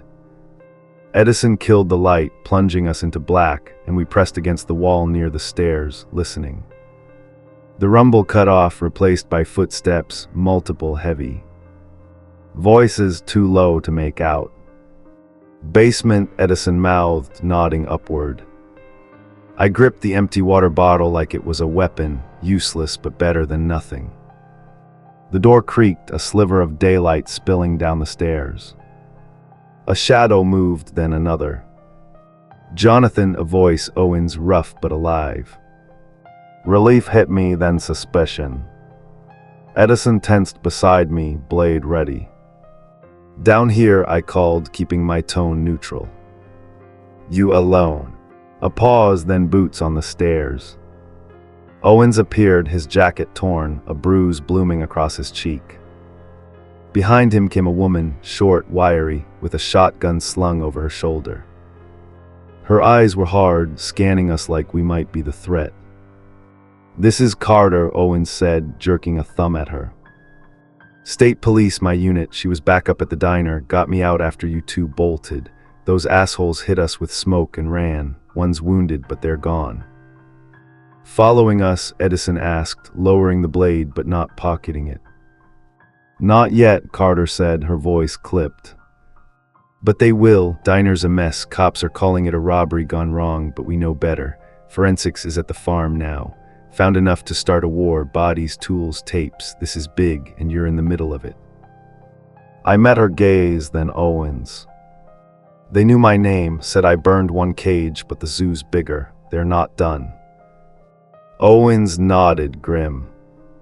"Farm's just the tip. We pulled a hard drive from the wreckage, encrypted, but Carter's tech guy cracked it. Names, locations, buyers. There's at least 3 more sites like Winston, maybe more overseas. And your sister's name's all over it, Jonathan. Research notes, formulas, some kind of drug that stops death, amplifies pain. They're using it to evolve people." My stomach dropped. Alice's vision twisted into this. "Where's the closest site?" I asked, voice tight. Carter pulled a map from her pack, spreading it on the floor. She tapped a spot 30 miles south. "Here, old slaughterhouse, shut down a decade ago. Intel says it's active, shipments, guards. If we move fast, we can hit it before they scatter." "Fast?" Edison snorted. "Look at us, we're half dead." "Don't have a choice," Owens said. "They're hunting you and they'll keep coming unless we cut the head off. I've got a team assembling, but it'll take time. You two know this enemy better than anyone. You're with us, or you're sitting ducks." I looked at Edison, his face a mirror of my own exhaustion and resolve. Sitting wasn't an option, not with Alice's legacy out there, not with Thompson's blood on my hands. "We're in," I said, standing despite the pain. "But we need gear, guns, shoes, something to fight with." Carter smirked, slinging the shotgun off her shoulder and handing it to me. "Start with this, we'll kit you up on the way." Owens clapped my shoulder, firm but not gentle.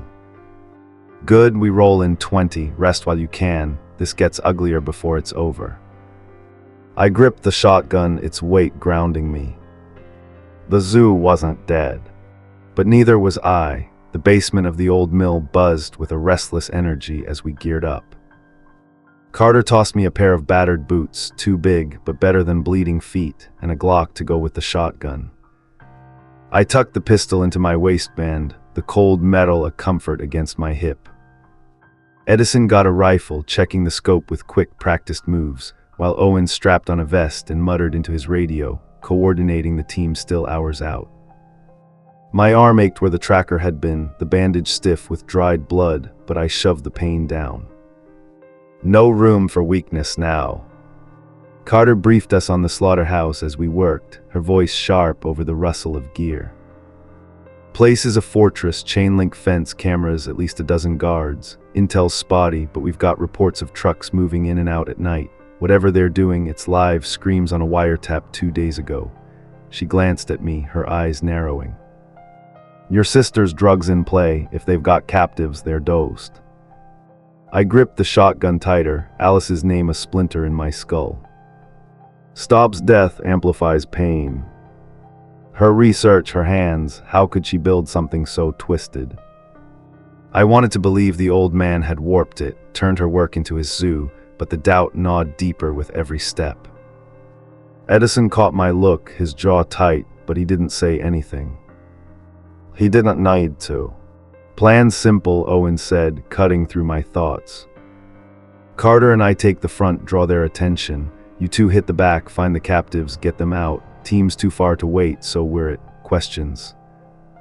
"Yeah," Edison said, slinging the rifle over his shoulder. "What if it's a trap? They knew we'd run from the diner, could be waiting." "Then we shoot our way out," Carter replied, matter of fact. "Or we don't come out, clock's ticking." No one argued. 20 minutes later, we piled into Owen's SUV, dented but running, leaving the Chevy's corpse behind. The drive south was silent, the road winding through fields gone fallow, the air heavy with the promise of rain. My boots rubbed raw spots on my feet, but I welcomed the sting. It kept me awake, kept me angry. The slaughterhouse loomed as dusk fell, a hulking shadow against the gray sky. Rusted silos jutted up like broken teeth, the fence glinting with razor wire. We ditched the SUV a half-mile out, creeping through tall grass that scratched at my legs. Floodlights swept the perimeter, guards pacing with rifles, more than a dozen, maybe 20. My pulse thudded steady but loud as we split off, Owens and Carter toward the front gate, Edison and me circling to the rear. "Stay low," Edison whispered, dropping to a crouch. I followed, the shotgun heavy in my grip, my stump useless but itching to fight. We reached a rusted section of fence, a gap just wide enough to squeeze through. Edison went first, slicing his sleeve on the wire, then held it open for me. The ground beyond was cracked concrete, stained dark, blood or oil, hard to tell in the dim light.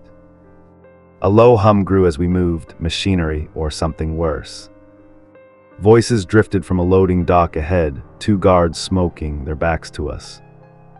Edison signaled and we crept closer, hugging the shadows of a crumbling wall. My breath caught as one turned, his cigarette flaring red, then Edison struck, silent and fast, driving his rifle butt into the guy's skull. I lunged at the second, slamming the shotgun stock into his temple before he could shout. They crumpled out cold, and we dragged them behind a stack of crates, binding their hands with zip ties from Carter's kit. "Too easy," I muttered, wiping sweat from my eyes. "Don't jinx it," Edison said, peering around the crates. The back door was steel, locked, a keypad glowing faintly. He pulled a small device from his pocket, some analyst trick, and pressed it to the pad. Lights blinked, then green. The door clicked open. Inside, the air hit like a punch, damp, metallic, thick with rot. The hum was louder, a rhythmic pulse under the faint clank of chains. We moved down a narrow hall, past rusted hooks and stained drains, until it opened into a cavernous room. My stomach lurched. Cages lined the walls, steel bars gleaming under flickering fluorescence. People, dozens of them, slumped inside, some still, some twitching. Tubes ran from their arms to bags of gray liquid hanging above, dripping slow and steady. Alice's drug. "Jesus," Edison breathed, his rifle dipping. I couldn't speak, couldn't move. A woman in the nearest cage met my eyes, hers wide, bloodshot, pleading. Her skin was mottled, fingers bent at wrong angles, like they'd tried to reshape her and stopped halfway. A label on the cage read, "Lemur." "We're getting them out," I said, my voice a growl. I yanked at the cage door, locked, a heavy bolt. Edison handed me a crowbar from a nearby table, and I jammed it in, prying until the metal groaned and gave. The woman flinched as I pulled her free, her body light as a child's, trembling against me. "Stay quiet," I whispered, easing her to the floor. She nodded, tears cutting tracks through the grime on her face. Edison started on the next cage, working fast, but the hum shifted, a door slamming somewhere, boots on concrete. "Guards." "Time's up," he hissed, swinging his rifle up. I shoved the crowbar into my belt, hefting the shotgun one-handed. The woman clung to my legs, slowing me, but I didn't push her off. She'd suffered enough. 3 guards burst in from a side hall, rifles raised. Edison fired first, a burst that dropped one, blood blooming on his chest. I aimed, pulled the trigger, the shotgun roared, buckshot tearing into another's shoulder. He screamed, stumbling, but the third got a shot off, the bullet whizzing past my ear. I ducked, dragging the woman behind a crate, as Edison finished him with a clean headshot. "Go," he shouted, moving to the next cage. I hauled the woman up, pointing her toward the back door. "Run, don't stop." She staggered off, and I turned to help Edison, my heart pounding so hard I thought it had burst. Then the lights flared, blinding, and a voice crackled over a speaker. "Welcome back, Jonathan." Cold, familiar, the smiling man from the diner, his tone dripping with mock cheer. You're late for the party. Did you really think burning one little farm would stop us? The voice slithered through the air, oily and sharp, cutting over the groans of the captives and the hum of the machines. My blood ran cold, the shotgun trembling in my grip as I scanned the room. Shadows danced under the glaring lights, cameras tucked into the corners, red dots blinking like eyes. They'd been watching us the whole time. Edison froze mid-pry on a cage, his rifle snapping up, searching for a target that wasn't there. "Show yourself, you bastard," I shouted, my voice cracking but loud, echoing off the rusted walls. The woman I'd freed whimpered behind the crate, her thin fingers digging into the concrete. I wanted to tell her it'd be okay, but the lie stuck in my throat. A low chuckle crackled through the speaker.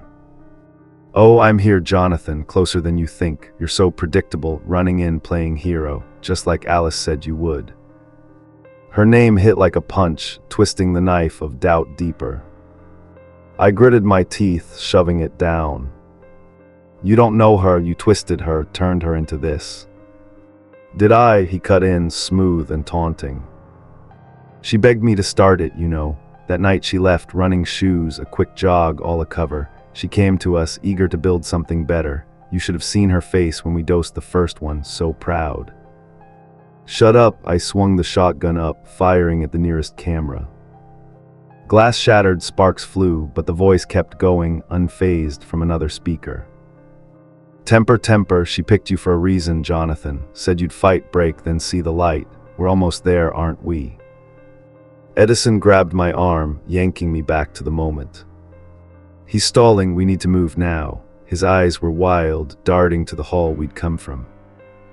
The guards' bodies lay still, blood pooling, but more would come. I nodded, shaking off the smiling man's words, though they clawed at me like thorns. "Keep going," I said, turning to the next cage. A man slumped, his legs bent backward like a bird's, tubes snaking into his veins. I jammed the crowbar in, heaving until the bolt snapped. He collapsed out, gasping, his eyes unfocused but alive. Edison freed another, a girl barely breathing, her arms stretched grotesquely long, labeled Sloth. We worked fast, a grim rhythm of metal and moans, piling the survivors near the crates. 5 out, dozens left, too many, too slow. Footsteps pounded, a dozen at least, closing in from the front. Edison swung his rifle toward the main entrance as shadows loomed, guards in tactical gear, moving tight, rifles up. "Down," he yelled, firing a burst that sent them scattering behind a wall of steel drums. I dropped, pulling the Birdman with me, buckshot ready. The speaker crackled again. "Time's up," the smiling man said, almost giddy. "Let's see how you handle the welcome party." Gunfire erupted, bullets chewing the concrete near my head. I returned fire, the shotgun's kick jarring my stump, pain lancing up my arm. One guard jerked back, his helmet cracking red, but more surged in, fanning out. Edison picked off another, precise and cold, but they were too many, too fast. A bullet grazed his shoulder, blood blooming through his shirt. He cursed, dropping to one knee, still shooting. "Back door," I shouted, hauling the Birdman toward the exit. The girl followed, crawling, her stretched arms dragging. Edison covered us, limping as he fired, but the guards pressed harder, cutting off our path. A flash of movement overhead, pipes rusted and thick, crisscrossing the ceiling. An idea hit, desperate but maybe enough. "Edison, the pipes," I pointed with the crowbar. He nodded, understanding instant. He aimed high, unloading a burst into a joint where 2 pipes met. Steam hissed, then burst, a scalding cloud blasting down on the guards. They screamed, clutching their faces, rifles clattering as they fell. The air turned thick, wet, burning my lungs, but it bought us seconds. "Go," Edison roared, shoving the survivors toward the door. I kicked it open, the steel slamming back, and pushed the Birdman and Sloth girl through. The woman from the first cage stumbled after, her lemur hands clutching my leg. Edison followed, blood dripping from his shoulder, rifle slung low. We spilled into the night, the slaughterhouse's hum fading behind us, replaced by shouts and the hiss of dying steam. The grass was cold, slick under my boots as we ran, half dragging the survivors. Floodlights swept, catching us in their glare, more guards circling from the fence. A shot cracked, dirt exploding near my feet. I turned, firing blind, the shotgun spread buying us distance. Edison stumbled, his breath ragged, but kept moving, herding the others toward the gap we'd come through. "Keep going," I yelled, shoving the lemur woman ahead. She tripped, sobbing, but the Birdman caught her, his twisted legs somehow holding. We reached the fence, Edison squeezing through first, then pulling the survivors after. I went last, razor wire snagging my shirt, tearing skin as I fell through. Pain flared, but I was out. The SUV was a quarter-mile off, headlights off, a shadow in the dark. Owens and Carter had to be there, had to be alive. Gunfire popped behind us, guards closing, their shouts sharp in the night. We ran, a broken line of wrecks, the survivors slowing us with every step. My chest burned, my vision spotting black, but I pushed harder, the shotgun bouncing against my hip. A crack split the air, not a gun, louder, deeper. The ground shook, a plume of fire erupting from the slaughterhouse's roof. Windows blew out, glass raining, as the building groaned and buckled. Owens and Carter, they'd hit the front hard. Distraction or destruction, it didn't matter, it gave us a window. We hit the SUV, doors flung open. Carter leaned out, shotgun blazing at the guards still chasing, while Owens gunned the engine. "In," she barked, and we piled the survivors into the back, a tangle of broken bodies. I shoved the lemur woman up, then climbed in, Edison collapsing beside me. The door slammed as Owens floored it, tires spinning before catching, rocketing us into the dark. The slaughterhouse shrank in the rear view, flames licking its bones. Carter twisted in her seat, checking us. "You get them." "Some," I panted, wiping blood from my face. "Too many still in there." Owens glanced back, his bruised face grim. "Front's a mess," rigged a gas line, took out half their crew, but they're not done. Radio's hot, another site's active, 20 miles east, they're moving fast. "Alice's drug," Edison said, clutching his shoulder. "They're dosing more, we're too late." "Not yet," I snapped, the smiling man's taunt ringing in my ears. "She picked you for a reason." I looked at the survivors, shivering, broken, but alive. "We hit the next one, now."